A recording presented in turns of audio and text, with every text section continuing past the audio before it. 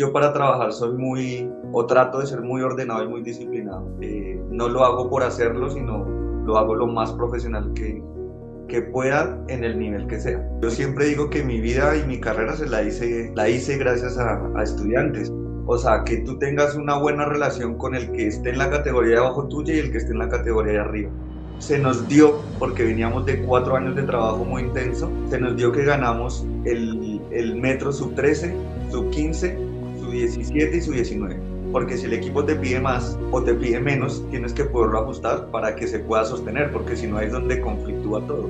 Lo que siempre he buscado es que en las categorías de base se aprendan las técnicas aplicadas al juego y a las fases del juego, y en la primera tú desarrolles el rendimiento de esas fases y esas técnicas. Escuchar algo que nunca has escuchado, reafirmar algo que ya escuchaste de otros y que ya cuando lo dicen 3 o 4, pues creo que tiene la idea. Y tú mismo reafirmarte si vas por un buen camino o si tienes que alinearte. Yo creo que estarse capacitando y escuchando constantemente es vital.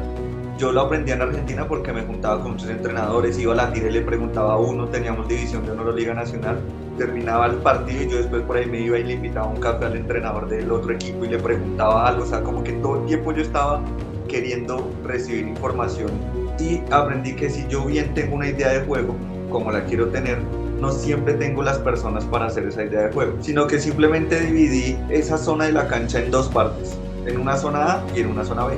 Cuando estaba en A jugamos esta pelota y cuando estamos en B jugamos en esta pelota. Y listo, ¿cierto? De mirar las debilidades, las oportunidades, las faltas, todo. ¿Sí? ¿Qué es lo mejor que hacemos? ¿Qué es lo peor que hacemos? Y a partir de eso empezar a planificar. Bueno, lo mejor que hacemos es esto, vamos a potenciar. Son equipos que te rotan casi una de una, o sea, rotan constantemente, pero te quiebran en el break. Si te defienden 2 o 3, te sacaron el partido 25-20. O sea, yo estoy dirigiendo un partido, jugando un partido, y si vamos mal, tengo la misma cara, que no es una cara hermosa, feliz, sino estoy muy serio. Si vamos ganando, estoy igual. Y si vamos perdiendo, estoy igual. Yo creo que a la gente le gusta tanto, y a la gente del común, porque te hace acercar más al vóley natural del ser humano, no de los inmortales que juegan a primera. Sí, total. Buenas, bienvenidos a todos a un nuevo capítulo de Volleycast. Ya es, bueno, admito que no me acuerdo ya los números, la cantidad de capítulos que vamos grabando. Y hoy, medio por casualidad, me crucé con un entrenador que, hablando con él ahora hace unos minutos, me doy cuenta que es un gran conocido de otros invitados y que es un trotamundos que viene y tiene mucha experiencia en lo que es categorías formativas y de todas las ramas. Así que va a ser muy interesante la charla de hoy. Hoy tengo el honor de presentar al señor Felipe Bernal. ¿Cómo estás, Felipe? ¿Todo bien?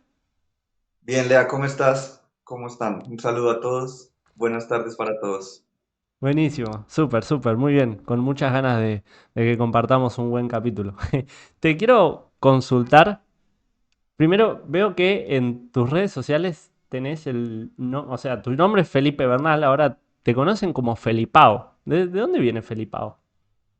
Mira, Felipao viene de hace muchos años, de cuando era chico, que mi padre es muy seguidor del fútbol y había un técnico brasilero, Felipao, que en ese momento era como el top. Entonces mi padre me decía Felipao y pues todo el mundo me decía Felipao por esto. Entonces como que se quedó el apodo ahí eternamente. De familia, y después a todo lugar donde iba en mis redes se llamaba igual porque me reconocían mucho por ese nombre, así que se quedó así.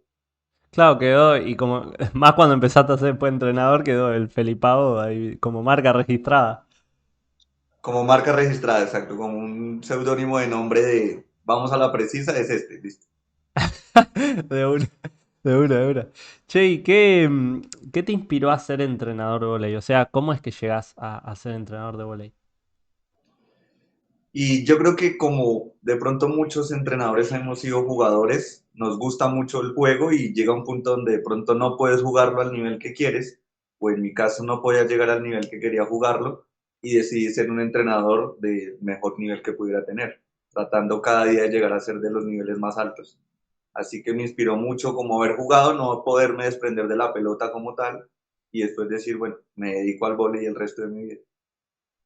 Ok, y contanos así tu recorrido, digamos. ¿Cómo es que llegás a donde estás hoy? Para que tener también contexto de por dónde estuviste entrenando y dirigiendo. Como entrenador como tal arranqué principalmente en la ciudad donde soy, yo soy de Bogotá, Colombia, arranqué ahí hace muchos años ya y recién en el 2013 terminando me mudé a La Plata en Argentina. Directamente llegué a La Plata, no me moví en Buenos Aires, nada, directamente llegué a Seiza, de Seiza a La Plata. Y empecé a estudiar en la Universidad de La Plata, el profesorado en educación física, y ahí me enganché ya directamente en un club y empecé a trabajar en un club de la liga de la ciudad, que es un club que se llama Sudamérica de Tolosa, de la liga de Arba. Ujú. Y ahí trabajé con masculino, trabajé con las inferiores un poco y después tuve la invitación hacia Estudiantes de La Plata, que fue donde la verdad duré más de 5 años trabajando con, con todo el cuerpo técnico que había en ese momento. Así que ese fue como el inicio de entrenador. Cuando arranqué como entrenador fueron esas dos facetas. Ok, ¿y qué crees que fue lo que te llevó a que te tengan en cuenta un equipo como Estudiante de La Plata? O sea, pasar de un equipo, llamémosle, a ver, como más chico, por así decirlo, que no es tan conocido, a que un club como Estudiante de La Plata se fije en vos. Y en ese momento yo llegué a las inferiores de Sudamérica, era pequeñitas, mini vóley, empezamos a tener muchas niñas y en La Plata se hace mucho vóley, entonces hace un torneo grande que se llama ARBA, donde íbamos con las inferiores, sub 12 mini vóley, y yo llevaba muchas chiquitas y empezamos como a mostrar un trabajito ahí. Después, justo por casualidad, en la primera del club masculino no había entrenador, se fue en ese momento, y yo asumí el cargo como entrenador. Como tú dices, no era un club tan protagonista y empezamos a protagonizar en la liga y regional, siempre en las semifinales, en los primeros puestos del abierto, del Super 4, de la Liga de Arba, y ahí como que empecé medio a hacer un poquito más de ruido. Y más o menos por ahí llegó, entre contactos, conocidos, y se dio el acercamiento al entrenador en jefe en ese momento, que era Andrés González. Y ahí ya como que pude empezar a ingresar al club. Yo creo que una de las cosas fundamentales fue que yo para trabajar soy o trato de ser muy ordenado y muy disciplinado. No lo hago por hacerlo, sino lo hago lo más profesional que pueda en el nivel que sea. No importa si es un nivel altísimo, un nivel medio, un nivel más bajo, no. Trato de siempre ser el mismo, en el mismo nivel de rendimiento y tratar de buscar cada vez un poquito más. Es como que esa disciplina y constancia también te da un bagaje que después, cuando algunas otras personas lo ven, dicen, bueno, podemos ver cómo podemos trabajar juntos. Claro, yo noto que se emana, es como emanas orden, emanas disciplina, entonces las personas que estén muy alineados a eso van a, como decís vos, van a querer comunicarse con vos, van a querer acercarse. Y me decía Exacto. entonces que ahí empezaste como a a hacer más ruido, me gustó eso, en cuanto a que empezaste a tener por ahí más resultados y ahí es que se comunicaron con vos, de Estudiante de La Plata. Y estuviste Sí, sí. 5 años, fueron. El directo contacto con el primer entrenador, que era Andrés González, y él me hizo la invitación para acompañarlo en sus equipos y empezar a trabajar en el club. Ok, ¿y qué onda ya esa etapa en Estudiante de La Plata? ¿Qué aprendiste así como entrenador? Pues ya pasaste a un club más grande. Todo, yo siempre digo que mi vida y mi carrera la hice gracias a estudiantes, porque pues era como mi segundo año en el país, ya empezaba con un par de categorías, un nuevo vóley para mí un poco más avanzado, por decirlo así, la construcción como entrenador, no solamente como exjugador, sino como entrenador, el hacerme cargo de grupos, el viajar con grupos, el ir a acompañar una tira completa, conocer la estructura del vóley argentino porque no la entendía, la de mi país es muy diferente en ese momento. Entonces, digamos, yo no sabía que había tira A, tira B, tira C, la división de honor, la liga nacional, la uno, la 2, o sea, era demasiadas cosas que yo no entendía y digamos que en ese pasar por estudiantes fui donde fui aprendiendo todo y cómo empezar a organizar una estructura. Y gracias a mucho trabajo que tuve en ese momento con muchas compañeras y compañeros del club, fuimos armando una estructura de inferiores muy, ¿cómo decir la palabra?, exitosa en su momento y actualmente, donde fueron evolucionando paso a paso y año a año un millón de cosas, hasta que Estudiantes por ahí se empezó a posicionar un poco en las categorías de base y en las divisiones mayores. Interesante esto que decís. ¿Y ¿Qué crees? Hablas de este éxito en formación, digamos, en la etapa formativa, que por ahí era la que ahí en ese momento estabas dedicándote de lleno. ¿Qué crees? A ver, pongámonos en contexto. Hay una persona, seguramente nos está escuchando algún entrenador que está en esa situación, que él está desarrollando categorías formativas, etcétera. ¿Qué crees que de esa etapa hizo que vos y todo el equipo de trabajo en estudiantes generen ese éxito, generen que esas categorías formativas crezcan, que mejoren? Bueno, y obviamente luego también resultados y demás. Ahora, Yo creo que una cosa muy importante es la correlación en la línea. O sea, que tú tengas una buena relación con el que esté en la categoría de abajo tuya y el que esté en la categoría de arriba. ¿Sí? Que haya una buena comunicación entre la línea de trabajo, si hay un preparador físico con el preparador físico, o sea, que todo el equipo esté muy cohesionado en lo que se busca de toda la tira. ¿Sí? Que hay decisiones divididas o conceptos divididos que sea para trabajarlos en una mesa de trabajo como tal y no que cada uno lo haga por aparte a su forma. Nosotros lo que intentamos en ese momento estaban Tati Torrijos y Analia Ceola, eh, de organizar una sola línea de trabajo independientemente de que en pequeños detalles estuviéramos de acuerdo o no. Tratábamos de socializarlo nosotros, organizarlo nosotros y después hacia las jugadoras era la misma línea de trabajo siempre. Y eso nos ayudó muchísimo. Después, la constancia y la disciplina, o sea, eran cosas indiscutibles que son así y se trata de marcar como un camino de esa forma, pero disciplina, constancia y mucho, mucho trabajo nos ayudó mucho en ese momento a ese gran desarrollo. entiendo, y muy interesante, sobre todo por esto de de la comunicación. Eh, Porque claro, entiendo de que cada entrenador, más allá de lo que quiera transmitir de su filosofía personal, llamémosle como entrenador, también está, es clave, sobre todo en formativas, que tengan esa línea de trabajo. Es tremendo. ¿Y te ha pasado de que, o has tenido una experiencia en la cual, a ver, vos ves que tu equipo por ahí, hay una cierta línea de trabajo, ¿no? Decir, tenemos que hacer esto, vamos por este lado, pero tu equipo por ahí está para otra cosa. ¿Te ha pasado eso o no?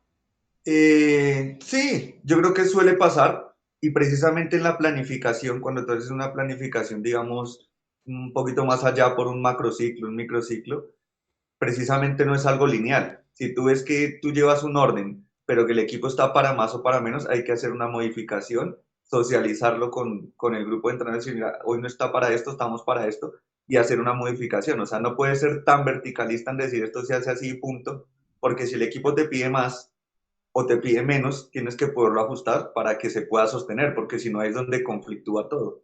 ¿Sí? Se rompe como ese hilo de yo quiero más pero él quiere menos, o yo quiero menos pero él quiere más, y lo mismo pasa con los equipos. Entonces yo creo que no es una planificación tan lineal, sino es un poco modificable al momento de que cada uno necesite un poquito más. Y eso pasa, o sea, a veces tú llevas una línea y el equipo de golpe te explotó y necesita más. Y hay que hacer una modificación en pro de mejorarlo. O esa jugadora necesita más, no tiene que entrenar más conmigo, tiene que entrenar con dos categorías más arriba. Pero a veces cuando estamos empezando, en ciertas cosas nos cuesta soltar ese tipo de jugadores porque sabemos que es el que nos da dinamismo en el entrenamiento o es el que nos ayuda a ganar algunos partidos y cuesta, porque la realidad es que cuesta, no es que no. Pero cuando tú empiezas a entender que el jugador necesita un poquito más y que cuando va a un nivel más arriba mejora y para algún partido tú lo tienes, y si, como te digo, la línea es la misma, no importa dónde entrene, cuando tú lo coloques en un lugar o la coloques en un lugar, el equipo juega lo mismo porque la estructura juega lo mismo, entonces no va a variar. El tema es cuando cada equipo juega a una cosa totalmente diferente. Ahí todo fluctúa porque el jugador no se entiende en ninguna de los equipos de la tira o incluso cuando llega al equipo mayor. Claro, fue súper claro lo que dijiste. Sobre todo esto de la estructura. Es muy... Hasta me da mucha claridad ahora que lo decís. Respecto a esa etapa en estudiantes, ¿te acordás así de alguna anécdota o algo relacionado a esto que estamos hablando? Que dijiste, mira, algún aprendizaje así respecto a esto que estás hablando de la estructura y de una línea de trabajo. ¿Tenés alguna anécdota que digas, acá se notó de que jugábamos a lo mismo en todas las categorías? Mira, nosotros tuvimos un año grandioso, que tú en los registros de, no sé, de Voley 631 o en su momento, ahora en Somos Voley, nosotros en 2018 se nos dio, porque veníamos de 4 años de trabajo muy intenso, se nos dio que ganamos el metro sub 13, sub 15, sub 17 y sub 19, todos los metros. Y las jugadoras se rotaban entre las categorías, a veces jugábamos en sub 17 con alguna sub 15, en sub 19 con alguna sub 17, y la estructura de juego era la misma desde la más chiquita hasta la división de honor.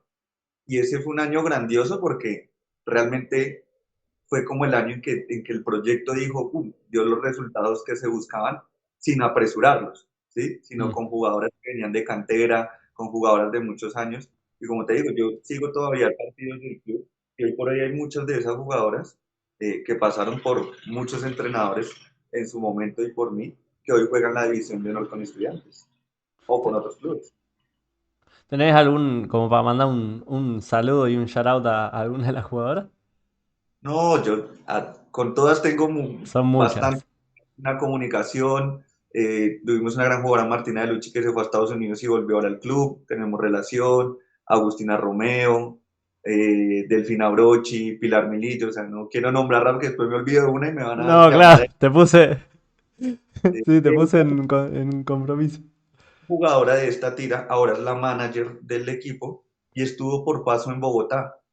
Y yo la recogí, fuimos a pasear, a almorzar, a cenar, a conocer la ciudad, todo, y son de esa época que tú dices, jugadoras de hace muchos años, y que todavía tenemos una gran relación, porque digamos que no sé si se hizo excelente como debe haber sido, pero tenemos una buena relación de trabajo por mucho tiempo. Qué bueno. Esto, bien, bueno, esto que hablábamos un poco antes de grabar, hablábamos de la buena relación que hay en este deporte, que en general, por más que tengas un poco de pica en la zona de juego, en la cancha, luego después está todo bien entre jugadores, ni hablar en personas dentro del equipo. Claro, y con los jugadores y los jugadores pasa lo mismo. Un día te odian, al otro día de pronto te quieren, al otro día no te quieren ni ver, pero al final dicen, cuando pasa un tiempo, dicen, oiga, esto sí funcionaba, o más o menos, o listo. Pero siempre queda una relación, claro. Sí, total. Che, y contanos un poco más, ya pasando a luego estudiantes, ¿para dónde empezaste a tomar rumbo, digamos? Ya, yo después trabajé mucho tiempo en el vóley en Argentina.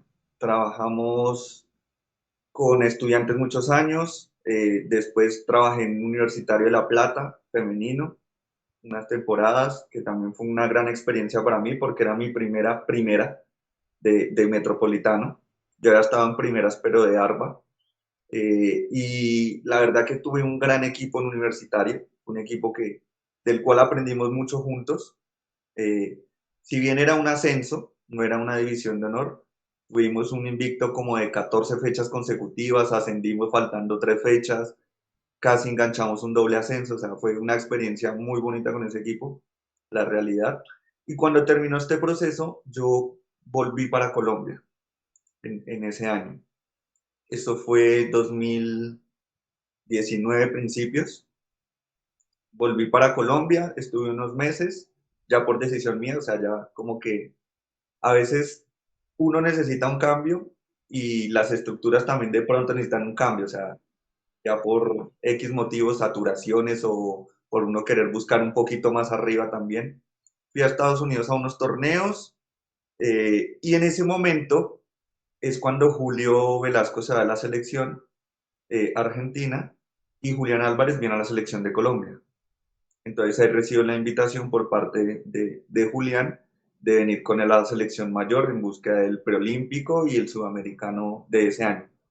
Así que volví a la selección mayor de Colombia junto con Julián Álvarez como entrenador en jefe y dos compañeros de acá de Colombia, Diego Herrera y César Lovera, que fueron grandes compañeros en su momento en la selección. Transcurrimos todo nuestro periodo de selección, venía todo muy bien, pandemia. La famosa. Exacto. Estábamos entrenando, trabajando fuerte con la selección mayor, habíamos reunido una selección de buenos jugadores que estaban alrededor del mundo y muchos jugadores del país locales. Y justo se dio la pandemia. en ese momento. Entonces ahí, digamos que todo empezó como a cambiar en el mundo. Sí, total. Te pregunto, por lo que entiendo era masculino la selección en... De Colombia masculina, sí. Ok. Y antes de seguir con la línea temporal, te pregunto, ¿qué cambios, o a ver, más que qué cambios no, qué diferencias notás entre ser director técnico de un equipo de primera, más allá por ahí del nivel, a lo que es una categoría formativa? El nombre lo dice, aunque a pesar que en la primera todavía se siguen formando los jugadores, porque en primera realmente tú sigues formando. Yo creo que en primera tú le dedicas un poco más de tiempo a las fases del juego y a los sistemas del juego como tal. En las etapas formativas tú estás formando técnicas, tanto de técnicas básicas como técnicas de juego, así como enseñando los sistemas o las fases del juego. Lo que siempre he buscado es que en las categorías de base se aprendan las técnicas aplicadas al juego y a las fases del juego, y en la primera tú desarrolles el rendimiento de esas fases y esas técnicas, ¿sí? Si por ahí al chico más chico o a la chica todo el tiempo le insistís con rendimiento, por ahí desvirtúan mucho el valor de la técnica o de la comprensión de la situación del juego. Entonces, yo te decía, yo siempre tenía una filosofía que en muchas charlas he dado y es, si tú logras ganar en categorías de base desarrollando, bienvenido sea. Pero el objetivo es desarrollar, no 100% ganar. Ahora, si Claro. estás desarrollando bien, consecutivamente te va a llevar a ganar, ¿sí? Pero no podemos descuidar la formación, ¿sí? Ni tampoco la captación, porque yo creo que en la categoría base es algo muy importante la captación. Tú nunca dejas de captar así tengan 19 años. Hay jugadores que a los 17 años no existían y de golpe aparecen y es un jugador de primer nivel. Y en Argentina ha pasado mucho que jugadores masculinos sobre todo, por ahí no tuvieron categorías tan chicas y llegaron en su 17 y de golpe se volvieron unos jugadores de primer nivel. Entonces yo creo que más que todo la diferencia entre la categoría de base y la primera puede ser esa. No, uno no descuida lo técnico en la categoría mayor, pero sí no es el enfoque. Y en la categoría de base el enfoque es la formación y el desarrollo técnico. Interesante. Esto lo, bueno, acá en el caso del canal tuvimos varios, no sé si varios, pero que recuerdo ahora Imanol Salazar, no sé si lo conoces. No, sí. Él me comentaba que inició, para lo que muchos piensan, relativamente tarde, que en realidad era muy chico, pero y tuvo un crecimiento rapidísimo. Entonces, entiendo esto que decide que no es solo la cuestión de formar, sino también, y esto se lo digo como fanático de vóley a todos, el rol del entrenador es clave y fundamental, gracias también por ubicarlo, Feli, en captar nuevos jugadores de vóley, que haya más jugadores, más en cualquier país, en cualquier lugar del mundo. No es solo, independientemente de la edad. Yo conozco incluso personas que son grandes, que uno diría, ya son categoría primera, igual está bueno seguir captando jugadores porque eso va a hacer obviamente que el deporte crezca. Así que bueno, continuando con, ahora sí, con la línea temporal, luego de pandemia, ¿qué onda tus entrenador de vóley en pandemia? ¿Qué hiciste? Estudiar. Ok, La verdad, los meses que fueron totalmente de aislamiento, o sea, que no podíamos salir ni nada, estudiar. Habían 1000 charlas, ¿sí? mm, Yo digo que fue malo la pandemia, pero para el vóley en parte académica fue buena, porque antes muchos entrenadores no exponían sus formas, ni sus métodos de entrenamiento, ni sus formas de trabajo, y no eran conocidas. O sea, tú no encontrabas un video en YouTube de, no sé, de algún entrenador de primer nivel exponiendo sobre el juego, ¿sí? A mí en muchas épocas me tocaba, como bien dice, colarse en las charlas, meterme donde eran los más mayores y solamente escuchar, o si era el asistente de alguno de los de primera, sentarme a un lado y si me daban la oportunidad de preguntar, preguntar. Y cuando llegó pandemia, pues había muchas charlas. Entonces tenía un cronograma de hasta ahora y esta charla, hasta ahora esta charla, hasta ahora habla tal, hasta ahora, o incluso yo tuve la posibilidad de dar algunas. Entonces digamos que esos meses de encierro fueron de mucho estudio y planificación para el futuro, ¿sabes? Porque yo pensaba, siempre pensaba que en algún momento se iba a acabar y decía, bueno, yo cuando empiece de nuevo, ¿cómo voy a hacer? cómo quiero que mis equipos empiecen a jugar, cómo armo un equipo, cómo estructuro un equipo, cómo entreno. Y como que fui creando una organización de trabajo porque tenía el tiempo de hacerlo. Antes nunca tenía tiempo de sentarme a pensar y a escribir, voy a jugar así, lo primero que voy a trabajar o voy a planificar de estas formas, no. Entonces creo que la pandemia ayudó mucho a tener ese tiempo de trabajo. Interesante. Esto, en base a lo que me estás comentando, más allá de que ahora no está la pandemia, ¿ok? Eh, ¿A vos te sirve escuchar a otros entrenadores que enseñan online? Sí, claro, ¿Estás, siempre, siempre. tenés algún referente así que escuches y eso? Yo sigo muchos entrenadores que me gustan como tal, digamos, en su forma de juego. En cuanto a filosofía y forma de juego, me encanta mucho escuchar a Julio Velasco, me encanta el entrenador actual de Italia masculino, lo he escuchado porque entiendo italiano, a Sartoretti, entrenadores argentinos un montón, o sea, todos mis grandes amigos que están ahí, siempre que hay una charla, una conferencia, algo, estoy como atento a escucharlas. Digamos que escuchar siempre los entrenadores es buenísimo porque tú puedes aprender algo nuevo, escuchar algo que nunca has escuchado, reafirmar algo que ya escuchaste de otros y que ya cuando lo dicen tres o cuatro, pues creo que tiene la idea. Y tú mismo reafirmarte si vas por un buen camino o si tienes que alinearte. Entonces creo que estarse capacitando y escuchando constantemente es vital. Y para mí es vital. Yo trato, así sea un entrenador que yo nunca haya visto en ningún lado, nunca haya escuchado, pero hay una charla o un entrenador acá en mi país que dice charlar un poquito de vóley y uno escucha y algo siempre aprende. De todo el mundo siempre una cosa, aunque uno no lo crea, siempre algo aprende. Sí, total. ¿Y hay algún lugar más que lugar, porque seguramente está todo en YouTube, pero hay algún referente que esté subiendo contenido así, entrenadores? Te lo pregunto porque también me interesa aprender así de fanático. Hay algunos canales de podcasts, ahorita no me acuerdo, que suben algunas entrevistas.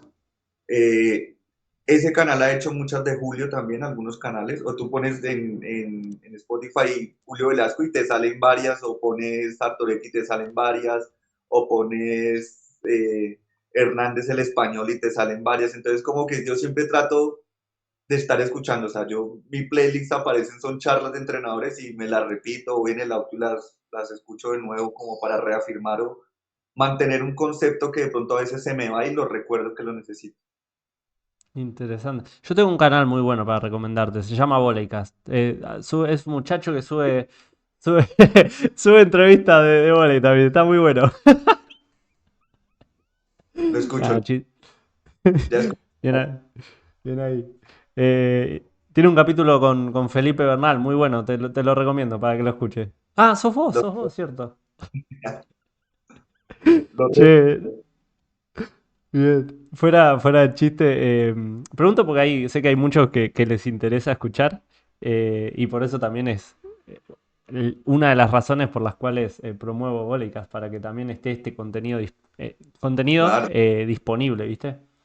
Che, bueno, y continuando con eso, em, luego de pandemia aprovechaste para proyectar y no solo proyectar, sino planificar tus próximos pasos y estudiar. Ah, Sí, entre sí. medio te hago otra consulta que vos dijiste. ¿Qué tanto del vóley académico se lleva a la práctica, así como viste la típica de qué tanto de la teoría hay en la práctica? Bueno, ¿qué tanto se lleva de la teoría a la práctica?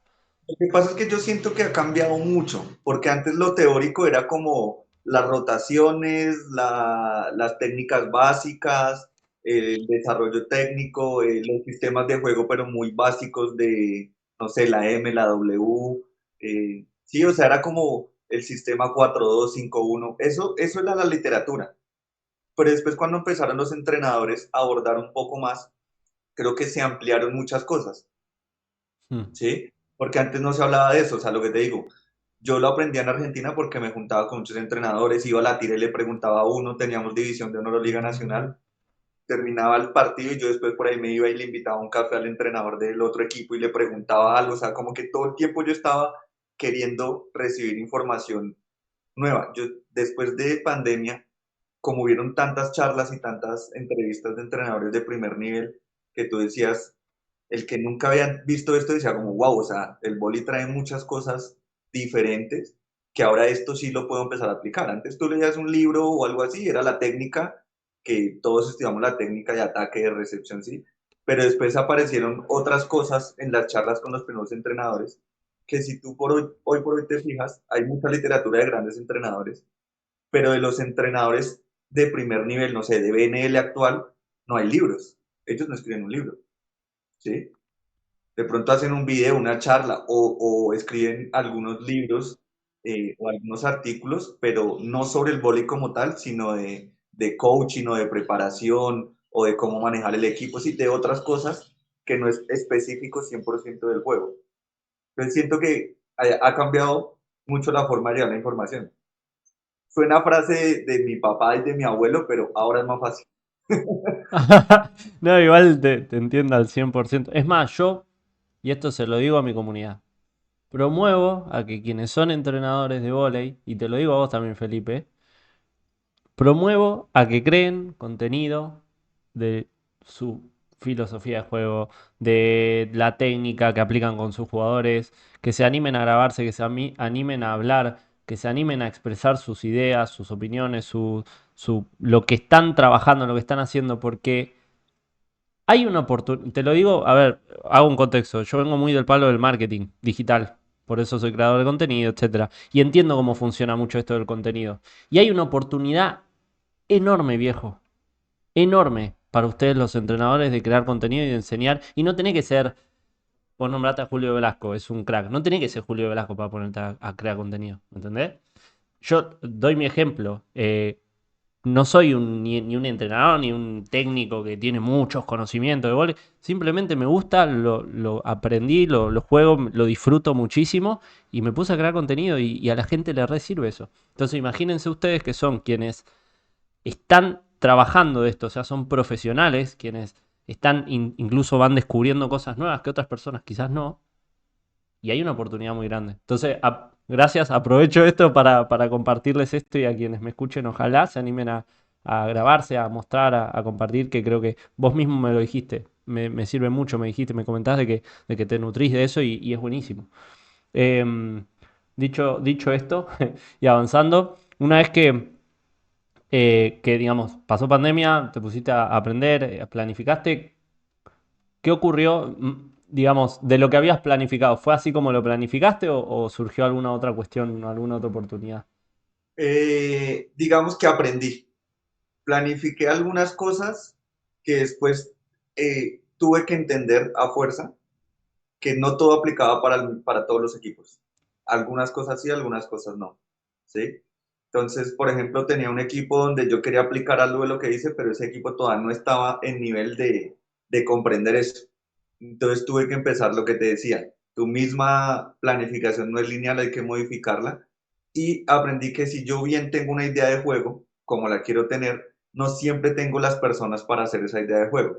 Entonces siempre Ujú. tienes que buscar crear una forma de juego con los jugadores o las jugadoras que tenés en el momento, ¿sí? Y desarrollar los jugadores conforme a lo que busca la primera o lo que necesita la primera. Porque si yo desarrollo jugadores en inferiores para mi gusto, por ahí me sirve para ese equipo de inferiores, pero nunca le va a servir a un equipo de mayores, ¿sí? Entonces es primero pensando qué necesita la primera o cómo es un jugador de primera para desarrollar ese jugador de inferiores, pensando en el que algún día llegue a primera. A ti no te debe pasar por la cabeza pensar que este no va a llegar o este no le alcanza, ¿sí? Sino tratar de llevarlo a ese lugar. Ya después la vida sabrá si lo lleva o no. Entonces tuve que hacer ciertas modificaciones. Eh, Me pasó porque después de pandemia yo tuve una oferta en España, viajé a España, un club de España de Serie A femenino, y yo tenía una idea de juego que la traía muy bien y decir, esta es, pero cuando intenté adaptarla, a las chicas españolas les costaba mucho, ¿sí? Algunas cosas les costaba mucho, precisamente porque tenían muchos, no falencias, sino desconocimiento de conceptos, entonces ya se convirtió en demasiada información para ellas y el juego no fluía. Mirá. Entonces me empezar a reducir la cantidad de información, decirle, olvídense de esto, vamos a armar esto así, así, así, como para poder llevar el equipo a otro lugar porque había una falencia en cuanto a la lectura de algunos conceptos de juego, ¿sí? Ejemplo, no sé, y ahora íbamos a hablar un poquito de side out, pero yo quería jugar con la pelota exclamativa de una forma, ¿sí? Pero el jugador por ahí no entendía que era una pelota exclamativa en ese momento, ¿sí? Mirá. Y entonces yo iba a un concepto de juego después de una recepción, pero habían jugadoras que nunca habían escuchado en su vida que era una exclamativa o una descontada, como algunos le dicen. Entonces, claro, ahí ya muchas cosas me cambiaron porque yo tenía una forma de salida en el side out que para ellas era no imposible, pero incomprensible. No la entendían cómo ejecutarla, ¿sí? Ellas sabían que había que recibir y trabajar siempre para recibir lo mejor posible. Le decía, pero es que no siempre vamos a recibir de la mejor manera posible y Mm. tenemos que aprender a jugar con estos otros tipos de pelota. Entonces, digamos que eso me costó un poquito adaptarlo, pero después lo fuimos acomodando. Interesante. ¿Podrías, porque hay personas quizás que no sepan lo que es una pelota exclamativa, explicar con tus palabras qué es? Por ahí para chicos que todavía no saben qué es eso. La pelota exclamativa, si nosotros visualizamos la cancha, es la que está más lejana de la red, ponerle unos 4 metros lejana de la red, siempre, en el centro de la cancha o en los costados de la cancha, ¿sí? En la parte derecha o izquierda de la cancha. Esas pelotas son exclamativas. Las pelotas que quedan fuera de la cancha, pero dentro de los 3 metros, o sea, después de las varillas al lado de los dos jueces, por decirlo así, son pelotas exclamativas. Y las pelotas muy cercanas a las líneas laterales, dentro de los 3 metros, son pelotas exclamativas, ¿sí? Para un entrenador más técnico, todas las pelotas que queden en zona 7, 8, 9, 32 y 34 son pelotas exclamativas. Sí, total. Se puede jugar totalmente diferente un side out. O sea, ya estamos hablando de 3, 4, 5, 6, 7, casi 9 pelotas diferentes que pueden ocurrir en 9 side out diferentes. Claro, para Claro. mí la exclamativa era un universo, para ellas era un mega universo completo, una galaxia completa, porque ellas no lograban entenderlo. Entonces, claro, ahí era un error mío de tratar de darle mucho nivel a un equipo que todavía no estaba para ese nivel. Entonces, por eso te digo, fue como una evolución de ir aprendiendo en dónde sí, en dónde no, para irlo acomodando e ir llevando a los equipos a ir mejorando progresivamente. Ok, ¿y qué hiciste en esa situación? O sea, en la posta, ¿qué ocurrió? Que no revertí, o sea, no saqué del todo de ese equipo la exclamativa, que le costaba entenderla como tal, sino que simplemente dividí esa zona de la cancha en dos partes, en una zona A y en una zona B. Cuando estaba en A, jugamos esta pelota y cuando estamos en B, jugamos en esta pelota. Y listo, ¿sí? Como que lo minimicé a lo más que pude, porque igual era un equipo que no era un gran receptor. Al Ujú. contrario, un equipo que tenía la falencia en recepción, que siempre jugamos con exclamativa, y teníamos que aprender sí o sí a jugar con la exclamativa. Entonces lo que hice fue, como no logramos tener ese concepto de muchas pelotas en la exclamativa, la dividí solo en dos. Una zonita A, una zonita B, y dependiendo de la recepción de estos lugares, vamos a jugar a esto. Y ahí pudimos revertir la situación de mejorar en esas condiciones. Porque por más que mejorara el trabajo de saque y recepción, no, nuestros números en recepción no subían para mejorar con las pelotas perfectas. Ok. ¿Y qué hacían, por ejemplo, llevado ya a la práctica, como para dar una idea, por ejemplo, de side out, y ahora después ya nos metemos más en profundidad del side out, que está re interesante?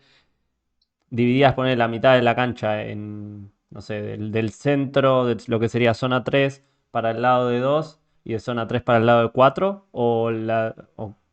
De pleno mitad para sí. 4, para 2, pero separado de la red.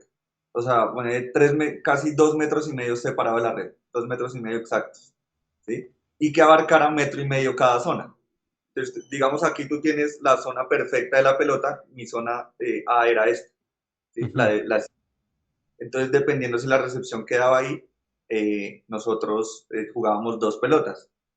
Después yo siempre he sido de llevar mucho rendimiento, ¿sí? Sea por data volley o por alguno.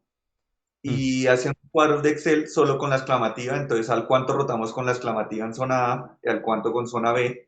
Y dependiendo cómo fuera mejorando, decía, bueno, hay que mejorarla un poquito más, hasta que nuestro gráfico de esa pelota empezó a ir exponencial y cada vez mejorábamos más en esas zonas.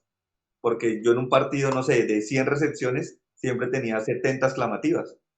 Lo que te Wow, digo, no claro. tenía un equipo muy receptor, o sea, era un equipo que jugaba en ataque, tenía unas jugadoras fuertes en ataque, pero no era un grandísimo receptor, no era. ¿Sí? Y yo sé que podría trabajar mucho recepción, pero tú en una temporada en Europa, que son partidos cada 8 días y todos son intensos, no tienes tiempo tampoco de tratar de todo el tiempo corregir 100% la recepción, sino adaptarte con lo que tienes e ir subiendo de a poquitos el número de recepción, pero en 7 meses la diferencia va a ser no tan exageradamente grande. Entonces era más importante aprender a jugar con la exclamativa que con las buenas. Claro. Y llevado a otros equipos, entiendo que luego de esa, porque entiendo que en esa etapa aprendiste eso. Vos lo que haces de ahora o desde ese momento en adelante es más bien primero conocer a tu equipo, cuáles son las falencias y las ventajas que tienen o los fuertes, y de ahí vas adaptando el juego y mejorando quizás lo que hacen mejor. Claro, y creo que muchos lo hacemos siempre cuando arrancas una temporada con un equipo, lo primero que haces es un DOFA, ¿cierto? De mirar las debilidades, las oportunidades, las faltas, todo, ¿sí? ¿Qué es lo mejor que hacemos? ¿Qué es lo peor que hacemos? Y a partir de eso, empezar a planificar. Bueno, lo mejor que hacemos es esto, vamos a potenciarlo. Lo que más nos cuesta es esto, trataremos de mejorarlo o ocultarlo, ¿sí? Pero sí como que ya no voy tan de golpe de vamos a jugar con todo este número X de pelotas que existen, sino vamos de a poquitos, ¿sí? Evaluamos 2 o 3 partidos, sé que es un equipo por ahí que recibe más o menos bien, digamos ahora que trabaja en masculino. Entonces, si este equipo recibe bien, nuestro armador anda bien, tenemos altas posibilidades por los centrales, entonces trato de centralizar más el juego. Si es un equipo que no recibe muy bien, entonces hay que aprender a jugar mejor con la exclamativa y con la negativa, ¿sí? O en su defecto, si es un equipo que no recibe muy bien, ¿sí? Porque me ha pasado de tener jugadores en Colombia de, no sé, 2 metros 1, que son grandísimos en ataque, pero en recepción les cuesta. Entonces hay que aprender a rejugar mucho más, ¿sí? Claro. No podemos la pelota atacarla o pasarla, sino aprender a rejugar. Y aprender a rejugar es un fundamento que también es complicadísimo, ¿sí? Oh, Y lo sí. escuché en un podcast hace poquito de Leandro que decía, si en Japón rejugaban 10 veces, nosotros pues tenemos que aprender a rejugar porque a veces necesitas rejugar, no solo pasar la pelota del otro lado. Entonces digamos que ahora la evaluación es un poco más minuciosa. Antes de empezar la temporada toca dedicarle un poquito más de tiempo. ¿Cuánto tiempo le dedicas a la evaluación de un equipo? Si por ejemplo, X, tú me contratas esta temporada para un equipo y la temporada arranca en octubre, ya deberíamos tener la nómina, ¿sí? Con la nómina empezás a evaluar individualmente. Este jugador o jugadora recibe al tanto, ataca al tanto, bloquea al tanto, saca al tanto, ¿sí? Y yo empiezo a armar unos cuadritos de Excel jugador por jugador. Y digo, bueno, este recibe al tanto, ataca al tanto, defiende al tanto, listo. Y así uno por uno, ¿sí? Después digamos que tú puedes sumar y ir para sacar un promedio de los 4 receptores según lo que tienes, y eso te da un número, ¿sí? Con ese número tú tienes una base. Y dice, bueno, este jugador o recibe o no recibe, ¿sí? Si son jugadores contratados, pues es más sencillo, porque tú le pides las estadísticas al equipo anterior y simplemente sumas y tienes el número. Y después cuando ya empiezas a entrenar, yo creo que con unos entrenamientos y ponerle 4 o 5 globales, tú ya te haces una idea de evaluación. Y con 2 amistosos ya tú ya tienes un promedio de 6 evaluaciones para decir, bueno, este jugador o este equipo ya tiene un nivel de recepción de tanto, de defensa de tanto, de lo que y a partir de ahí dice, ahora vamos a trabajar para potenciar esto, ¿sí? En el SciOut el Data Volley te dice que puedes rotar cada 2 pelotas, cada 3 pelotas, cada 2.5. Entonces tú haces lo mismo, un gráfico donde digas, bueno, en rotación armador en uno rotamos cada 5, hay que mejorar la rotación de armador en 5, no podemos rotar cada 5 saques. De Claro. armador en uno cada 5 saques. O en armador en 6 rotamos cada 10. Un ejemplo, bueno, no podemos rotar cada 10, hay que bajarlo. Entonces ahí sabes qué rotaciones hay que dedicarles más tiempo y por qué. Si es por la distribución, por la calidad de la recepción, porque al punta le cuesta más recibir en uno que en 5. Entonces ahí empiezas como a escudriñar todo pasito a pasito para poder desarrollar tu side out un poco más. Ok. Y dicho esto, ¿cuál crees que es la importancia del side out en el voleibol de ahora? ¿Qué peso tiene? Yo creo que tiene un peso gigantesco. Si bien el break es muy importante porque los equipos que defienden ganan, ¿sí? O sea, tú ves Argentina, Japón, Francia, Italia, hoy por hoy, son equipos que si, Polonia, que te rotan casi una de una, o sea, rotan constantemente, pero te quiebran en el break. Si te defienden dos o tres, te sacaron el partido 25-20. Entonces, en masculino la defensa toma una relevancia altísima porque puedes quebrar el partido. Pero en femenino toma más relevancia porque el vóley femenino es un poco más extenso en los breaks. O sea, a veces hay rallies larguísimos y muchos equipos femeninos, no digo los de primer nivel, les cuesta mucho el side-out, ¿sí? A veces cuesta mucho rotar. En el masculino no cuesta tanto rotar, a veces, pero cuesta más defender. Yo creo que es Mm, muy importante el side-out porque el side-out te mantiene en juego. Si tú pierdes uno, dos, tres side-out, el masculino el partido se te empieza a ir. sí. Y en femenino, si tú ganas dos o tres side-outs, terminas ganando el partido, porque estás rotando cada vez más rápido y desgastándote menos. Entonces, yo creo que el side-out toma una relevancia importantísima y yo hoy por hoy le tomo demasiada importancia al side-out. No es que al break no, le dedico mucho tiempo, pero le he tomado mucho más trabajo que antes no le tomaba al side-out. Antes yo creo que estando en inferiores en Argentina le dedicaba mucho tiempo al break. Cómo Mm. sacar, cómo defender, eh, sistema de bloqueo, sistema de defensa, sí, pero no le dedicaba tanta importancia al side-out. Salvo sí al trabajo de recepción, pero no al complejo como tal de cómo vamos a rotar, cómo la distribución, qué ángulo atacar con esta pelota exclamativa, qué ángulo, qué golpe, qué busco, sino simplemente buscaba mejorar en recepción y atacar, pero me preocupaba muchísimo por defender y cómo bloquear y cómo sacar. No he perdido eso, pero ahorita abordo muchísimo más profundo el side-out. Hey, si jugás al vóley como yo, sabés que la ropa que usás para entrenar o para jugar tus partidos es totalmente clave. A mí particularmente me gustan las camisetas que son frescas, cómodas y me permiten moverme libremente por la cancha, como lo son las camisetas de Baber, el principal sponsor de Voleicast. El equipo de Baber está diseñando indumentaria deportiva específicamente para nosotros los jugadores de vóley y también para amantes del CrossFit. Así que si querés ver modelos y el catálogo de camisetas que tienen, comunícate con ellos a través de Instagram en @baber.arg. Ahora sí, continuamos con el capítulo. Interesante. El otro día hablando con Luciano de Checo, él decía, bueno, juega armador y dice, lo más importante es rotar, en sus palabras, rotar. El que rota gana.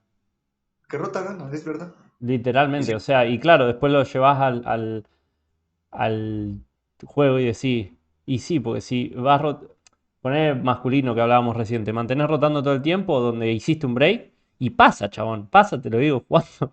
Viste, vos también me lo estabas comentando, de que te hacen dos breaks y ya si seguís rotando al mismo nivel, olvídate, no lo alcanzás más al equipo. Y te ganaron así el set. ¿no? Exacto. Si tú te mantienes rotando, rotando y quebras un break, ya sacas una más. Y si sacas dos break o metes un saque, porque esa es la otra, ¿no? Claro. Ahí, ¿sí? Y también lo que te digo, la evaluación. Si yo te evalúo a ti y digo, bueno, tú tenés buen side-out en armador en uno, en armador en dos, en armador en tres, pero en armador en cinco no, ahí es cuando yo tengo que aprovechar.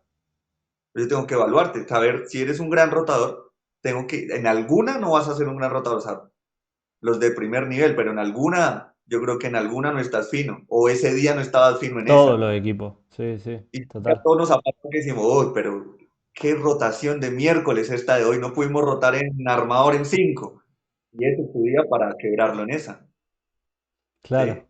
Sí. Y lo contrario, tú hiciste tu evaluación y dices, bueno, tenemos que trabajar toda la semana en esta rotación que nos viene dando mucha falencia. Sí, total, total. Es súper, súper cierto eso. Llevado a lo que es, digamos, ¿cuáles fueron las claves sí, las claves que vos aprendiste que te sirven a vos desde tu experiencia para mejorar el side out o para ejecutar un buen side out? Fundamental, y esto yo, siguiendo la línea del tiempo, yo después a una serie italiana, un entrenador joven, no era muy adulto, joven, pero con exceso de conocimiento, o sea, un tipo muy preparado, muy, muy preparado. Y nosotros lo que hicimos en Italia, no sé si lo hacen todos los equipos de Serie A italiana, yo creería que sí, porque si él lo hizo, nosotros hicimos como un libro de side out por cada calidad de recepción y por cada ángulo de ataque y cada pelota.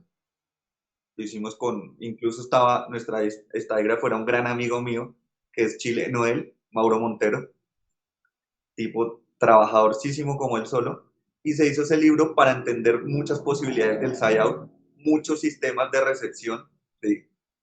Abarcando las tres receptoras, dos receptoras más uno, cuándo liberar una para la pipe, cuándo atrasar seis para la pipe, cuándo no. Porque en femenino, en Italia, en Serie A, es impresionante, amigo. O sea, ahí hay cosas que yo jamás pensé en mi vida que tú la ves en televisión, pero no se ven tan espectaculares como las ves en persona. Me está Entonces tú dices, no, manejando. es imposible.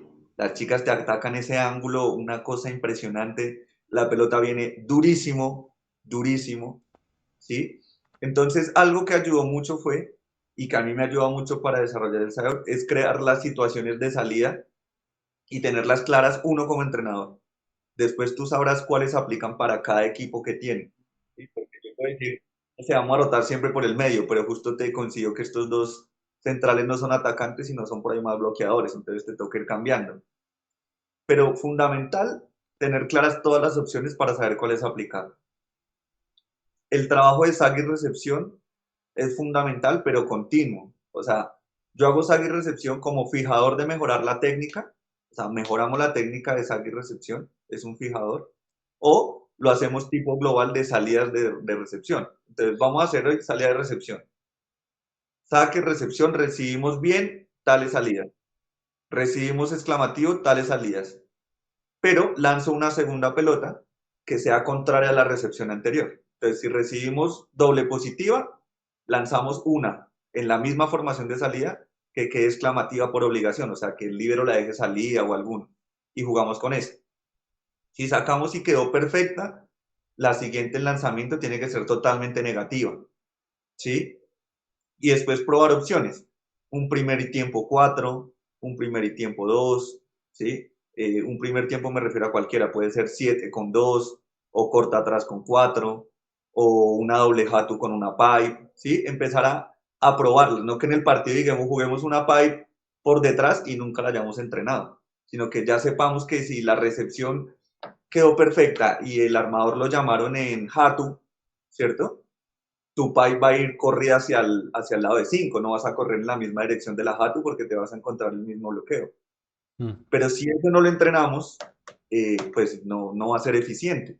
Y después revisar cuáles sí son eficientes o cuáles no. Yo he querido jugar pipe con jugadores de 1.94 y su pipe nunca era eficiente. O sea, nunca generaba puntos.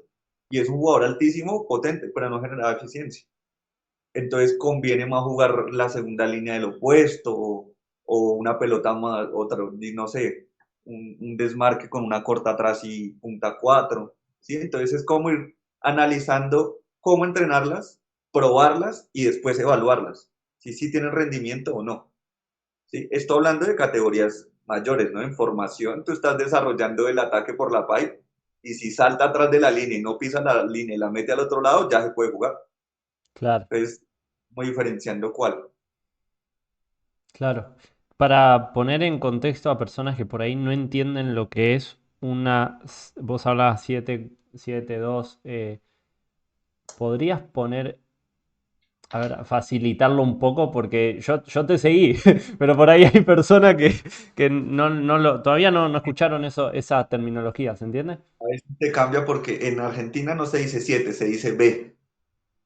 Bueno, claro, claro. ¿Sí? Yo lo Depende escuché, de, no sé, ¿conoces a Brian Sight o Sin? Algo así, es un entrenador de Universidad de Canadá. de pronto lo he visto, pero no lo recuerdo ahora. Ah, porque yo lo escuché con él, una vez le compré un curso online de Side Out cuando era entrenador y explicaba esto del 32, del 32, el que ellos eligen en base es como que dividen el ataque en 9 lugares y bueno, y te lo marcan así. Pero entiendo a lo que vas, de que acá se Sí, sí, dice de otra forma. esta estructura que tú dices es más estadounidense. Mm. estadounidense, Canadá, y norteamericana de dividir la red en 9 partes y correrla. En Argentina tú sabes que si quedó en el centro de la cancha la pelota y se corrió el central desplazadito, corridito del centro es B y en España, aquí en Colombia es 7. La corta atrás es la que todos conocemos, la corta atrás. Mm. En femenino, la Betty. Yo aquí en Colombia le digo Betty, mis jugadores y jugadores le dicen Betty, pero acá le dicen la china, la coja, la caminada, la slide, o Sí. sea, he encontrado 100 nombres diferentes, ¿sí? Pero para mí sigue siendo la Betty. Me puse a investigar por qué Betty, porque yo decía, tiene que tener un significado. En Argentina esta se llama B, ¿cierto? Porque es corrida del central para adelante. Esta es Betty porque es corrida para atrás, ¿sí? Pero la apóstrofe ti creo que viene del japonés que significa atrás, por eso se llama Betty. Sí, y no sé si esto es así, pero por lo que entiendo acá toda esa latila, o sea, que vengan de Japón, eso, creo que lo trajo, si bien él es, por lo que entiendo es coreano, pero lo trajo Young Wan Song Guanzón, yo acá. creo que sí. O Sí, sea, lo que entiendo es que la apóstrofe ti es atrás, entonces todo lo que sea atrás tiene el ti. La Betty, la claro. Hanati, Son todas así. Total, total. lo que venga atrás que lo ataque el central, ¿no? ¿Cómo? Lo que venga atrás que lo ataque el central. Claro, claro, claro. Sí, total. Bueno, creo que ahí queda mucho más claro para quienes por ahí no habían seguido lo de esto del 7 que decía. Ahora entendieron, si recorren nuevamente esa parte lo van a entender bien. Bien, entonces me decís que, retomando con esto, vos con tu equipo, lo que hicieron fue hacer un análisis de todas las potenciales jugadas que tenían y en base a las que más manejaba o menos manejaba su equipo, de ahí es que luego iban a entrenar esas pelotas en side out. Claro, yo siempre he tratado de lo que mejor hacemos, potencializarlo más, Mm. porque es lo que mejor sabemos hacer y darle una calidad. Y lo que no hacemos tan bien, volverlo estable o que no se note, A ver ¿sí? cómo sería eso. Sí. Y que no se note sería, ¿tú alguna vez viste el arte de la guerra de Sun Tzu? Sí, sí. El libro. Viste que uno de los capítulos dice, si tú vas a la guerra y tienes falencias, que no se noten, porque si las Sí, sí.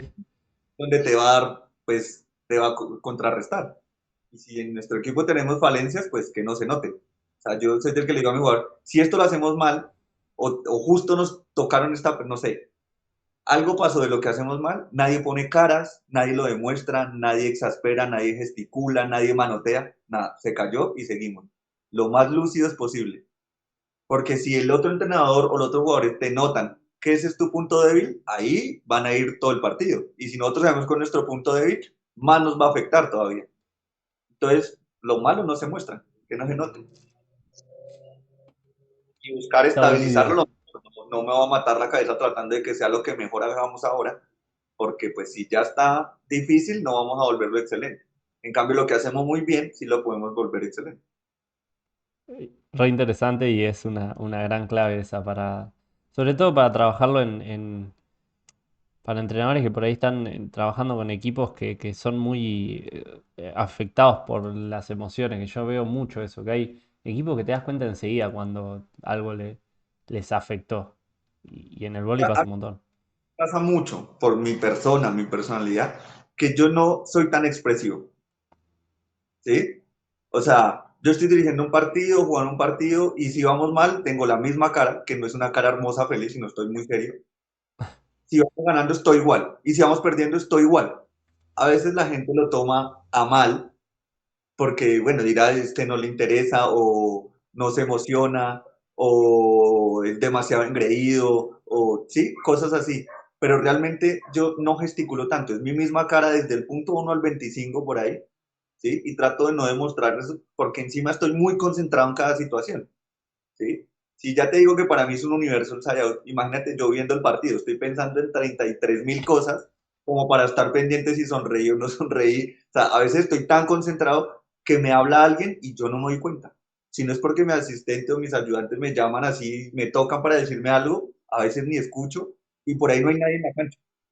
pero yo Claro. estoy muy pensado en el cuadro, o sea, yo no veo nada en la esquina, atrás, afuera, al lado, nada, yo estoy muy pendiente de si bajó más rápido el brazo izquierdo, no lo bajó en bloqueo, si bloqueó bien o no bloqueó mal, que si demostras lo que está mal, pues por ahí el otro equipo también puede agarrarse de eso o encontrar una clave.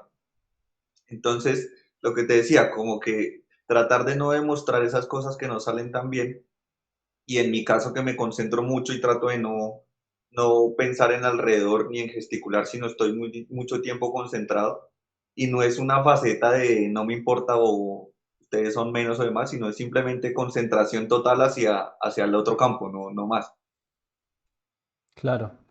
Y en base a esto que decías, pensé en preguntarte, ¿te ha ocurrido de que en una situación en partido has tenido como que cambiar esa estrategia ya prearmada que tenías de side out? Sí, pasa. Pasa porque así como uno estudia a unos, los otros también te estudian a ti, ¿sí? En ciertos niveles no te estudian tanto. En Italia, lo que te digo, era impresionante ver cómo te estudian, porque te estudian con pelota alta, con pelota semi, con pelota rápida, con armado de exclamativa, con armado de pelota alta. Eso es una cosa. Y los jugadores, o por lo menos en donde yo estuve, los jugadores de Serie A y las jugadoras de Serie A, tienen la capacidad de estudiar eso.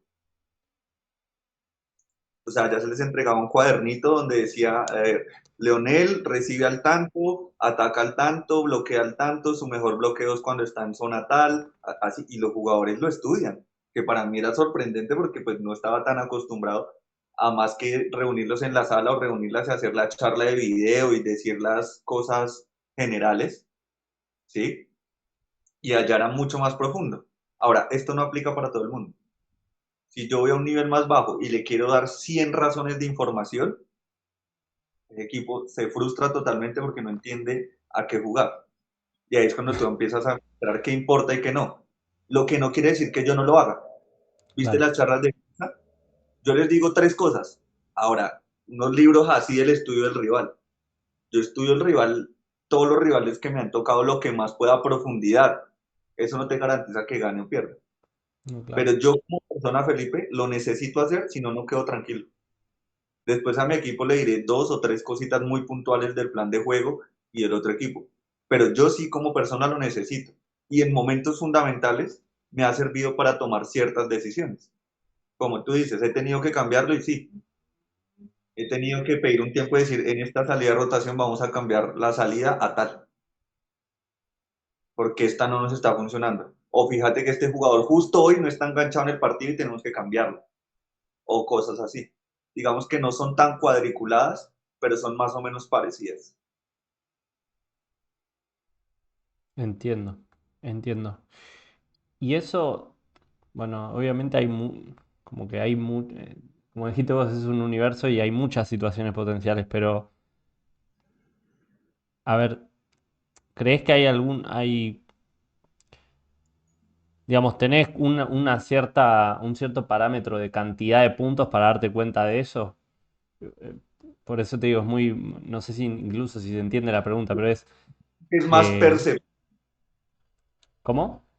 es un poco más perceptivo para mi caso. O sea, como que tú lo notas que el juego está trabado, pero que no lo hemos perdido como tal, pero que tienes que hacer un cambio, porque si no, en un momento clave te va a afectar. Entiendo. Bueno, a eso iba. Me reentendiste la pregunta, pero no la supe formular bien. A lo que voy Vamos es. en armador en uno, Hmm, ¿sí? Y tú sabes que a veces el armador en uno le cuesta mucho lo opuesto rotar por cuatro. Entonces siempre rotas por dos. Entonces fuiste a la primera, el bloqueo te la tocó, pero ganaste el punto. Bueno, pero la tocó. A la segunda rotación que te tocó otra vez, te la tocó, la trajo el líbero, pero armaron y tú la ganaste en bloqueo. Pero ya te la defendieron dos veces. En el tercer giro ya estás en el 20. Si tú vuelves a hacer lo mismo, te van a quebrar en break. Entonces ahí es donde la decisión tiene que cambiar totalmente. O el opuesto tiene que hacerse cargo por cuatro, o el central tiene que hacer otra llamada para meter la pelota. O viste Estados Unidos empezó con la salida de rotación del opuesto en 4, la mujer, y daba toda la vuelta a la cancha. No sé si lo viste. No, la verdad que no, no lo vi. Armador en 1, corren el punta delantero a 4. Queda armador, perdón, queda punta lejos, central y opuesto. Y el armador sigue en 1 parado atrás del líbero. Cuando pasaba la recepción, la opuesta daba toda la vuelta a la cancha y entraba por 2 y el punta por 4. Para mermar esas situaciones. ¿Sí? Esta BNL, no sé si te fijaste mucho que yo no lo había visto, lo vi recién en esta BNL. Brasil, y no me acuerdo con el otro equipo, hizo otra modificación a esa salida de rotación. Y el punta delantero se paraba en recepción, en armador en 1 estoy hablando, se paraba en recepción en el 6. El punta lejos, que estaba zaguero, en 5, y el opuesto no pasaba la línea del punta delantero en el 3, ¿sí? Y lo que hacían era que apenas pasaba la pelota, el opuesto corría para 2, porque es como si estuvieran armados en 6, y el Mm. punta que estaba en 6 daba todo el giro para ir para 4. Esa no la había visto. Yo personalmente no la había visto. Llamé a un árbitro aquí en Colombia y le pregunté, oye, ¿viste esta?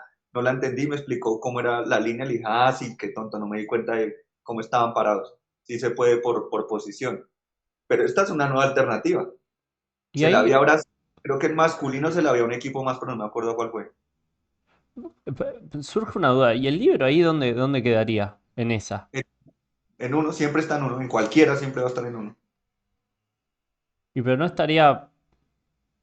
Ah, no, porque el punta de 6 está delantero, no importa. No importa.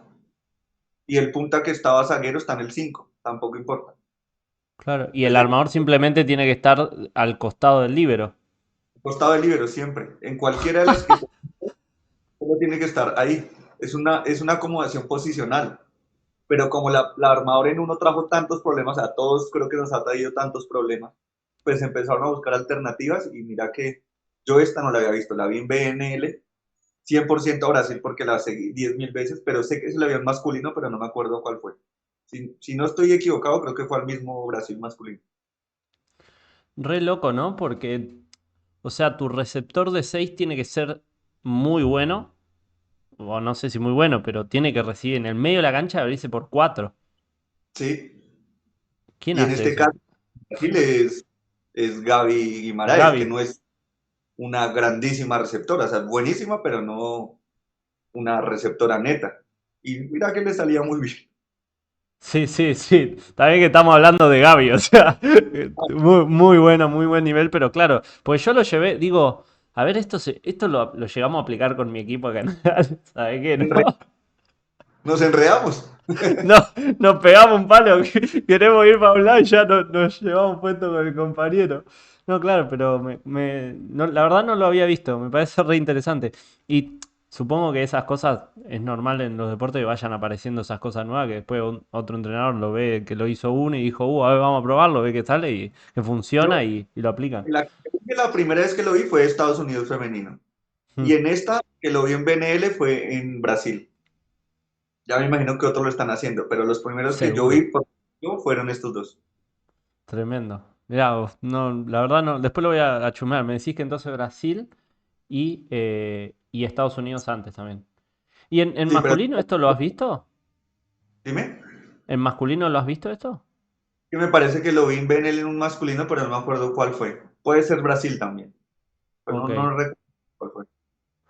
ok, ok. ¿Alguna, a ver, así, tenés alguna experiencia o, más que experiencia, ¿no?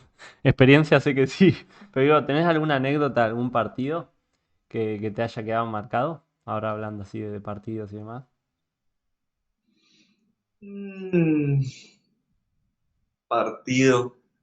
Pero experiencia como tal en que, como a qué. Son tantos partidos. Sí, total, pero alguna anécdota que quieras contar que haya sido graciosa o haya sido, no sé, eh, que te haya quedado marcada.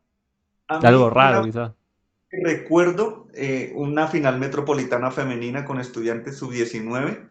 Mm. Fue muy parejo el partido. O sea, decir primer set 26-24 segundo igual, tercero, cuarto igual. Llegamos al tiebreak, 15 iguales, 16 para que ganara el otro equipo que era Boca. Atacamos nosotros, creo que fue una pipe, si no estoy mal, y la pelota fue hacia arriba así, y todos hicimos como que perdimos aquella final. Y el juez, roce. Uf, No sé si existió o no existió, o sea, no sé porque yo solo vi que la pelota salió así y de pronto fue muy leve, pero él vio el roce, ¿sí? Fue ese roce, nos pusimos en tablas, obviamente se armó como el desorden, el entrenador del otro lado protestaba, no sé qué, y yo, las mías vinieron y le dije, chicas, Dios nos da una oportunidad en la vida, si no es esta, no es otra, y lo ganamos. wow. La Esa, casualidad. porque digo siempre, Dios te da una, está en ti si la sabes aprovechar o no. Claro. No, el quilombo que se debe haber armado en ese momento. Sí, No, debe haber sido una cosa impresionante. no tanto. ¿Cómo, cómo? Fue en la cancha de San Lorenzo, me acuerdo. Agarrate entonces. Sí, no, La, completo todo. tremendo. Che, antes de ir concluyendo, quería hacerte una pregunta más con esto del side out. ¿Qué importancia tiene la comunicación entre los receptores? Mira, yo aprendí algo de Julián Álvarez y es que lo más importante es que no pique, ¿sí? En mucho tiempo trabajaba como que el mejor receptor agarra tal pelota, el peor receptor agarra tal pelota, ¿sí? Mm, Pero después comprendí que lo primero es que no pique. Después están las líneas de conflicto, está todo lo demás, comunicarme quién va derecha, izquierda, ¿sí? Pero por más de que tú comuniques, vamos por izquierda, yo tomo la de delante y la de atrás, lo primero es que no pique. Después, tú puedes jugar con mil formas de side out. Entonces, para mí la comunicación, el side out, la primera comunicación la tiene que tener el armador con la llamada, porque el central no llama, llama el armador. La segunda comunicación importantísima la tiene que tener las puntas, las dos puntas, tanto derecha e izquierda, o el punta y el opuesto, ¿sí? Porque dependiendo de la calidad de la pelota, tú le pides rápida, semi o alta. mm, ¿Sí? Yo contra el jugador que dice, pero yo me estoy comunicando, pero te dice 4, si el armador no sabe que ese lado es 4 y el otro es 2, no puede jugar al vóley. Entonces digo, no le grites 4, porque él ya sabe que 4 es 4. claro. Grítale alta, semi o rápida, o quick, o como le digan en cada idioma. ¿Sí? Y la siguiente llamada importante de comunicación para mí es la de la cobertura. Que la cobertura te diga tengo uno, dos o tres, porque con eso tú también sabes cómo trabajar. Si tenés que rejugar, si tenés que ir a la paralela, si tenés que ir a la diagonal, si no te cerraron, si está abierto. ¿Sí? Entonces, en ese orden de comunicación, yo siempre digo, el todo es igual a la suma de sus partes, pero lo que hace la suma de sus partes son las interconexiones, según la física. Y las interconexiones en el vóley son la comunicación. Si no hay comunicación, no hay. Voy, yo, mía, 4, 2, rápida, semi, alta, un bloqueo, dos bloqueos, ¿sí? Todo eso hace que el equipo se mantenga conectado. Si cada uno juega callado, individualizado, la conexión de grupo no es buena. Entonces, para Claro, mí, la comunicación es uno de los puntos 100% importantes en el juego como tal, no solo en el side en el juego total. fundamental, sí, total. Hay comunicación verbal y no verbal. Porque en las llamadas de bloqueo tú marcas con las manos. En las salidas del armador tú marcas con las manos, no estás gritándole al otro lado. Entonces creo Claro, que la comunicación es muy, muy grande. totalmente importante y concuerdo. ¿Qué, qué equipos recomendás mirar actualmente para analizar qué hacen en el side out? Ya sea masculino o femenino. Todos, ¿no? Y, o sea, importantísimo ver a dónde están los mejores armadores del mundo, primero que todo, para ver sus salidas, y pues Argentina es uno de ellos, claramente.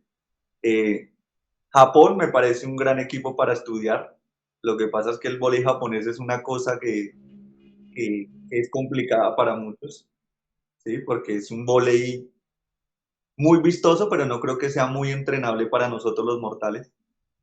Eh, Juegan muy rápido, son grandísimos receptores, tienen 1000 salidas de ataque, rejuegan como nadie, ¿sí? Polonia me parece que es un equipo que juega también bien inside out, ¿sí?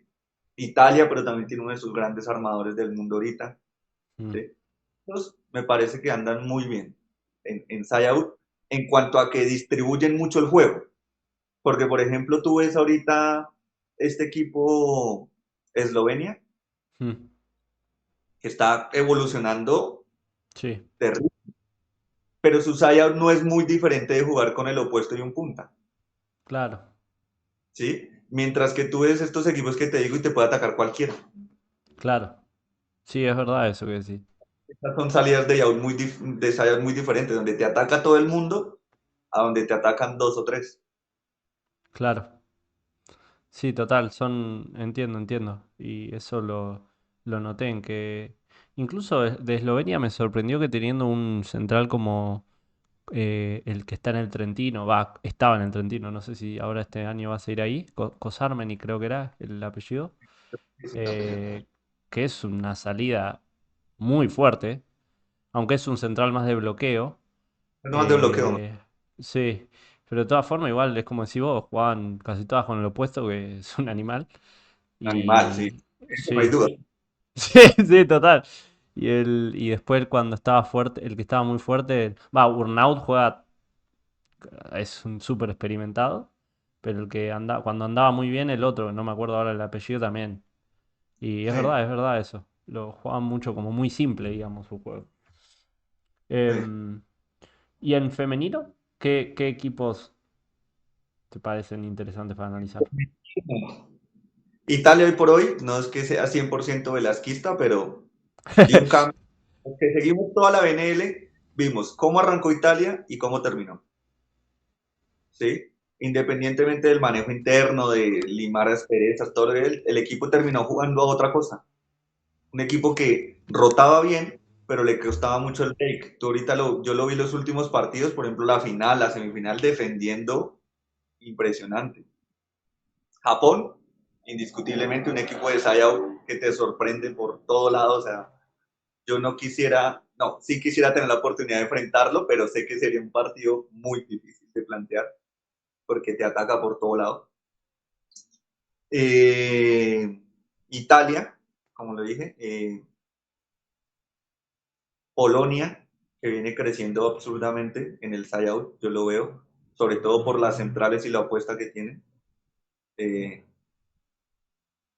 Turquía va más como a la fuerza física hoy por hoy, Te iba a preguntar, porque Turquía, ¿qué pensabas? O sea, pero por lo que me decís, a mí me gusta, o sea, en realidad me gustan todos porque es vóley internacional de primer nivel, todos son buenísimos, pero lo que tú puedes medio percibir es eh, eh, como tiene dos opuestas a veces dentro de la cancha, porque Karakure es opuesta de rol, pero en la mm, selección juega de punta, por ahí se le debilita un poco la recepción y pierden el juego por el medio, ¿sí? Y tienden a ir más por los extremos, pero tiene dos centrales, dos opuestas impresionantes, como es la cubana y Karakure, y tiene una punta muy potente. Entonces, es diferente, ¿sí? En cambio, tú ves un equipo como Japón y la pelota casi siempre la tienen buena y te defienden lo que tú crees que es imposible defender, te la traen igual.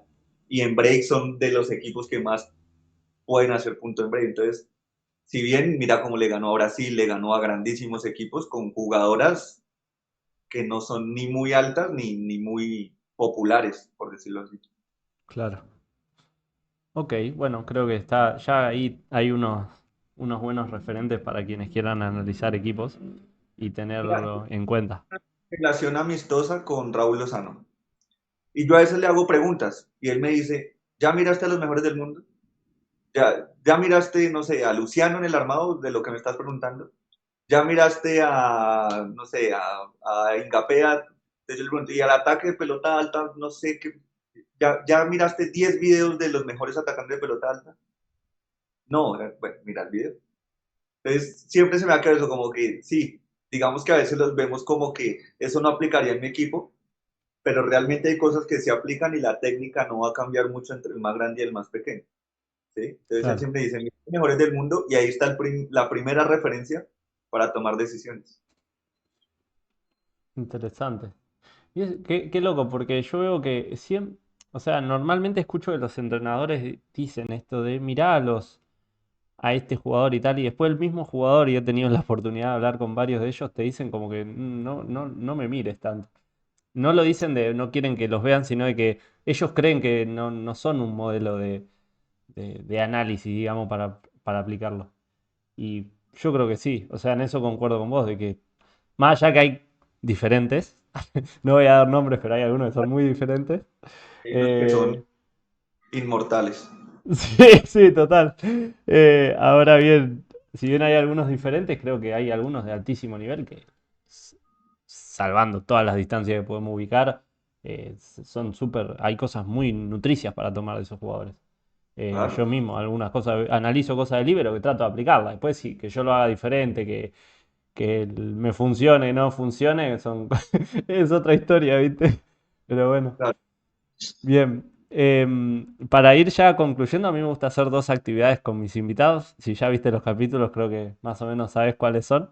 La primera es una ronda rápida, ¿ok? Bueno, ¿Estás preparado? espero que si voy a tomar algo primero, no sea que me tome sorpresa. Ah, dale, uno, yo también te hago la copia. Bien, estás participando por $1.000.000, así que vos tranquilo. Ah, se me arregla. Sí. Bien. ¿Cuál es tu momento favorito del día para entrenar? Mi momento favorito para entrenar, el mediodía. ¿Mediodía? ¿Por qué?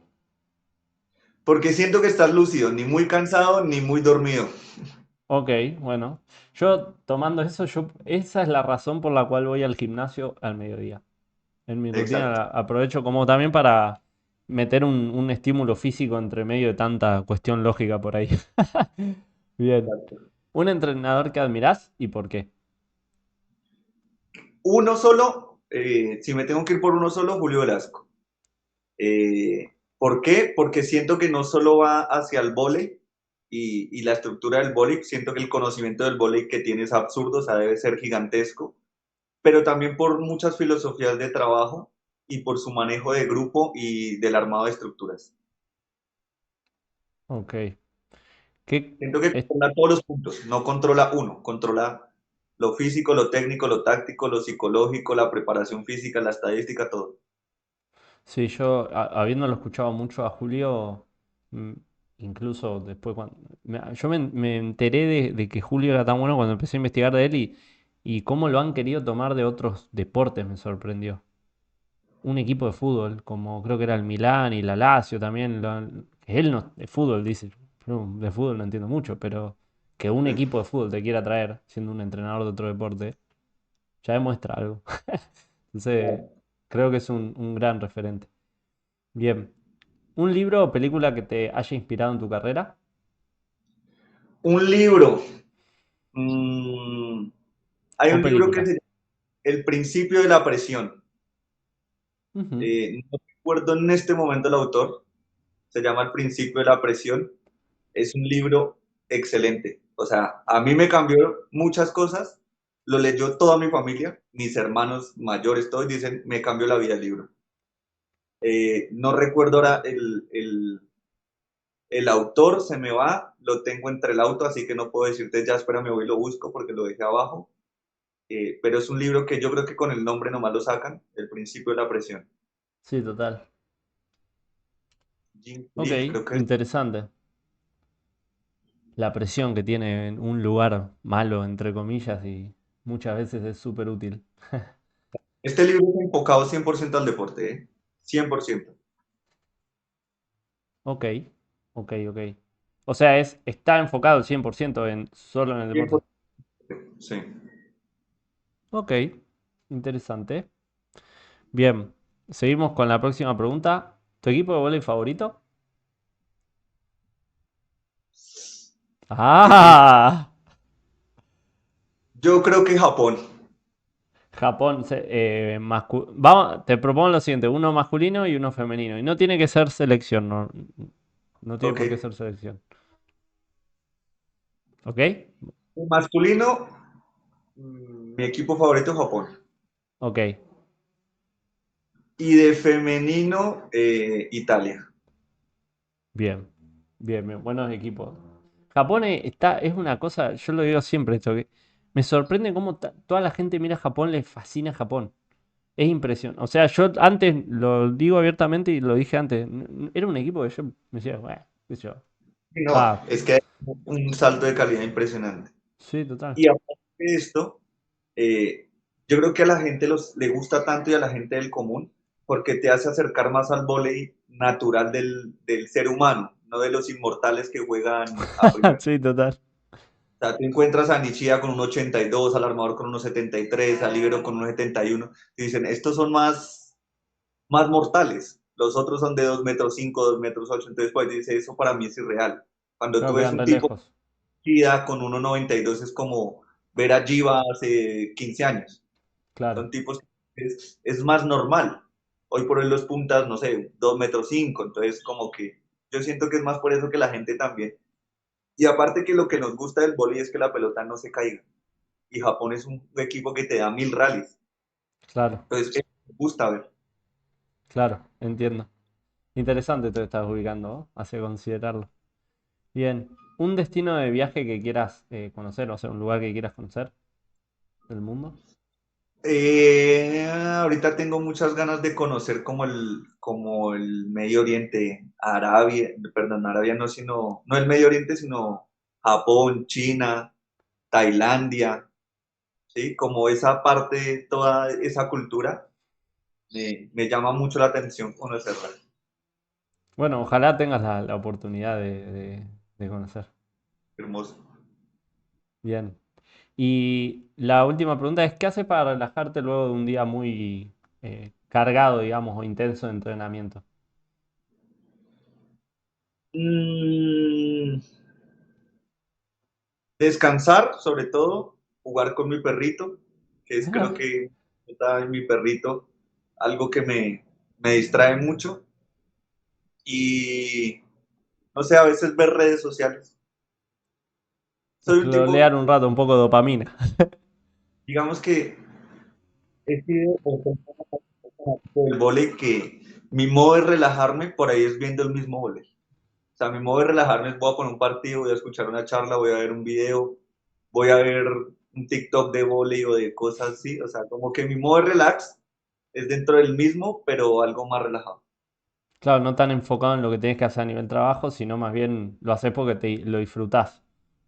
Claro, Entiendo. Sí, a mí me ocurre con lo que es negocios, de que yo a lo largo del día trabajo, digamos, en mis negocios y con el vóley también, pero cuando llega el momento de relax, capaz que me pongo un podcast y escucho a Hormozi, es un referente así de negocios online y demás, que te hablan de números, de cómo, de cosas, de cómo los leads y no sé qué, y yo, eso me gusta, ¿viste? También lo uso a veces como para relajar un poco. claro. Bien. Y la segunda actividad que suelo hacer, y que me encanta, es una de mis favoritas, es, yo te doy todos los recursos del mundo. ¿Ok? Tenés todos los recursos. Sos el presidente de un club y podés comprar cualquier tipo de jugador. Te propongo que armes un equipo un equipo masculino. ¿Ok? Ok. Como te dije, tenés todos los recursos. Tenés que armar tu 7 ideal para ser campeón. ¿Qué jugadores elegís? Durísimo. Sí. Voy a asegurar los nombres, pero el armador, Luciano El Checo. Ok. El líbero, me la juego, tendría dos líberos. El de Japón, que no me acuerdo el nombre ahora, Ay, ¿cómo es? ¿Yamamoto? No. puede ser. No me voy a No. acordar. Y mi segundo líbero sería Danani. Vamos, el tanito viejo nomás. Punta. Un punta me iría con Nishida. Y mi segundo punta me iría con, se me va el nombre, el italiano Ni- zurdo. ¿Nishida de punta? ¿Lo No, pondrías? perdón. No, Ishikawa. Ok, ok, ok. Ishikawa. Se me fue el nombre del otro, el punta de Italia, el zurdo. Micheletto. Miqueleto. Bien. Centrales. Loser y... Uf, que no me sale el nombre ahora. ¿De qué nacionalidad es? Estoy pensando en un segundo central. Yo creo que este central que juega con Polonia lejos, pero no me acuerdo el nombre ahora. Bienek, Bienek. Kochanowski. Ah, No, Bienek. Bienek. sí, Bienek Bien. es bestia también. Y el opuesto, uf, qué pregunta difícil.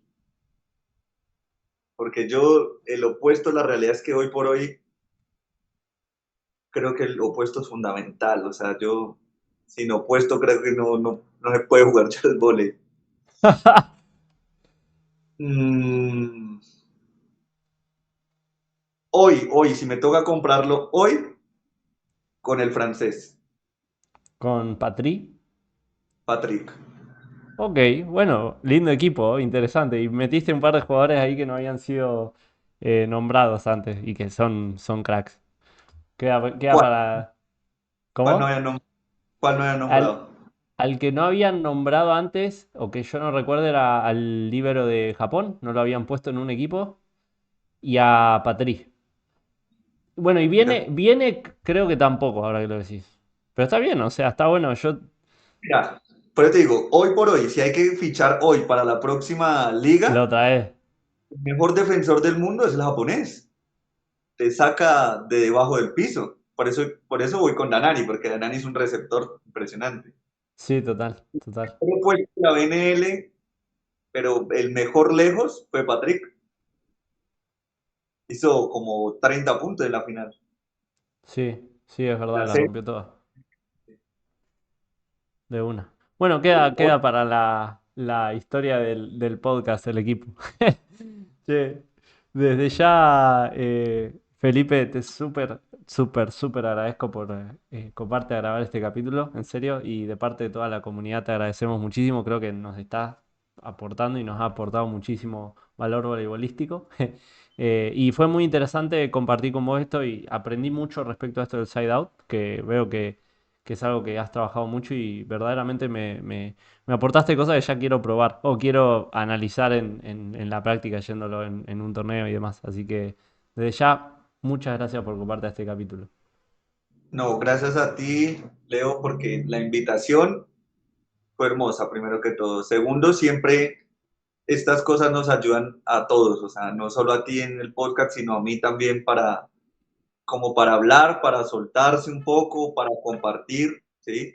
Yo leo mucho al país, así que siempre muy respetuoso hacia todo lo que venga. Y acá siempre lo que se necesite, para el que se necesite, me pueden escribir, buscar en mis redes sociales, todo, siempre, en todas aparezco Felipe o Felipe, así que no hay pierde. Y le contesto a todo el que escriba, no hay ningún lío, así que siempre predispuestos. Buenísimo. Bueno, y a todos, muchas gracias y a todos nos vemos en el próximo capítulo de Voleicast.